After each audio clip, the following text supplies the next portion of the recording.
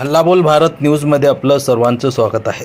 महाराष्ट्र इमारत व इतर कामगार कल्याणकारी मंडळातील बांधकाम कामगाराची नोंदणी, नूतनीकरणाचे कामकाज आणि आर्थिक लाभ व गृहोपयोगी वस्तू संच वाटप आचारसंहिता असल्याने बंद आहे.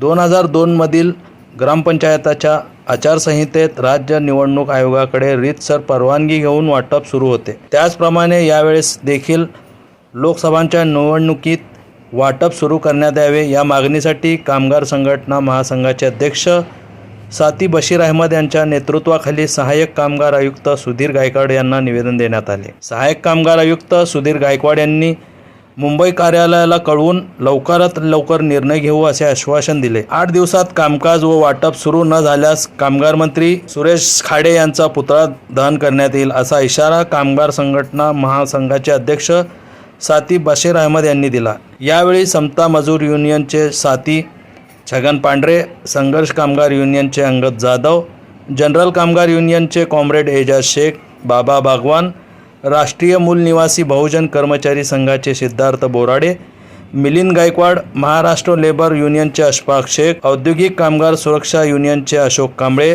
शिवाजी कांबळे, महेश गायकवाड, रिपब्लिक कामगार सेनेचे सागर कोळी, डॉक्टर आंबेडकर लेबर कॉन्ट्रॅक्टर असोसिएशनचे सुगतपाल कांबळे, शिवशक्ती भीमशक्ती कामगार संघटनेचे साथी नितीन कांबळे आदी पदाधिकारी उपस्थित होते.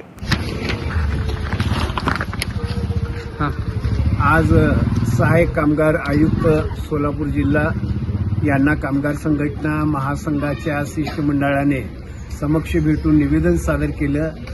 आचारसंहिता असल्यामुळे या ठिकाणी बांधकाम कामगारांच्या असंघटित कामगारांच्या नोंदणी, नूतनीकरण व लाभाचे कामकाज बंद होते. संच वाटपाचे वगैरे कामकाज बंद होते. त्यामुळे या ठिकाणी कामगार संघटना व कामगारांमध्ये एका प्रकारचा संताप व्यक्त केला जात होता. सोलापूर शहर आणि ग्रामीण भागातून आलेले आहे जे कामगार आहे या योजनेपासून वंचित होते. आज या ठिकाणी यापूर्वीसुद्धा ग्रामपंचायतीच्या निवडणुकीत आचारसंहिता लागू असल्यामुळे नूतनीकरण, नोंदणी आणि लाभाचे कामकाज बंद करण्यात आले होते. परंतु महाराष्ट्र शासनाने त्यावेळेला ग्रामपंचायतच्या निवडणुकीला खास बाब म्हणून मान्यता दिली आणि हे अनुदानाचं वाटप असल्यामुळे त्या ठिकाणी पुन्हा नूतनीकरण आणि लाभाचे आणि संच मंजुरीचे वगैरे कामकाजाचं वाटप त्या ठिकाणी केलेलं होतं.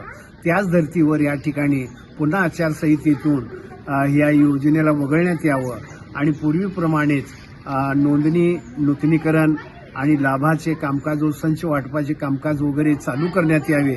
आणि या ठिकाणी कारण हे शासनाचा पैसा नसून हे कामगारांचा पैसा आहे. शेष निधीतून जमा झालेली रक्कम हे कामगारांच्या हक्काची आहे आणि कामगारांचा पैसा कामगारांना जर वेळेवर मिळत नसेल, योजनेचा फायदा जर मिळत नसेल तर त्या ठिकाणी एका प्रकारे कामगारांची या ठिकाणी फसवणूक आहे आणि कामगारांचं एका प्रकारे हे हॅरेसमेंट आहे. म्हणून आम्ही आज कामगार संघटना महासंघाच्या बैठकीत निर्णय घेतलेलं होतं की येणाऱ्या लोकसभा निवडणुकीमध्ये कामगार सगळे बहिष्कार घालावे आणि त्या ठिकाणी कामगार मंत्र्यांच्या पुतळ्याची होळी करण्याचा निर्णय या ठिकाणी घेण्यात आलेला होता. परंतु सहाय्यक कामगार आयुक्त श्री सुनील गायकवाड साहेबांनी दखल घेतली आणि परिस्थिती समजावून घेतली आणि शासनाकडे, त्यांनी मंडळाकडे जे आहे कल्याणकारी मंडळाच्या राज्य कार्यालयाकडे आजच ताबडतोब आम्ही कळवतो आणि लवकरात लवकर निर्णय घेऊ अशा पद्धतीनं त्यांनी आश्वासन दिलेलं होतं. त्यामुळे या ठिकाणी आम्ही लोकसभेच्या मतदारावर बहिष्कार घालू नका, मतदार लोकशाही पद्धतीने होऊ द्या अशा प्रकारची चर्चा कामगार नेते कॉम्रेड आडम मास्तर यांच्याबरोबर झाली आणि त्यांनी सुद्धा शांततेने तुम्ही मार्ग स्वीकारा, लोकसभेच्या निवडणुका समोर आहेत आणि कामगारांना जास्तीत जास्त जनजागृती करून मतदान करण्याचा अधिकार त्यांना प्राप्त करून द्यावा अशी चर्चा कॉम्रेड आडम मास्तर यांच्या बरोबर झाली आणि त्या ठिकाणी आणि कामगार आयुक्तांबरोबर चर्चा झाली.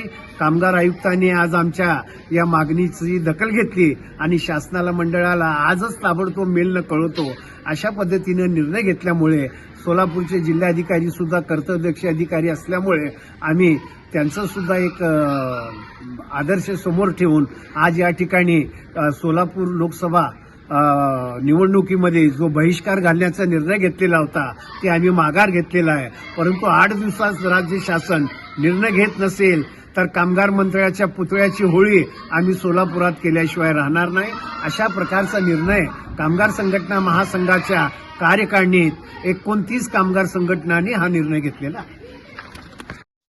आपल्या शहरातील ताज्या घडामोडी पाहण्यासाठी हल्लाबोल भारत न्यूजला सबस्क्राईब करा आणि बेल आयकॉन प्रेस करा.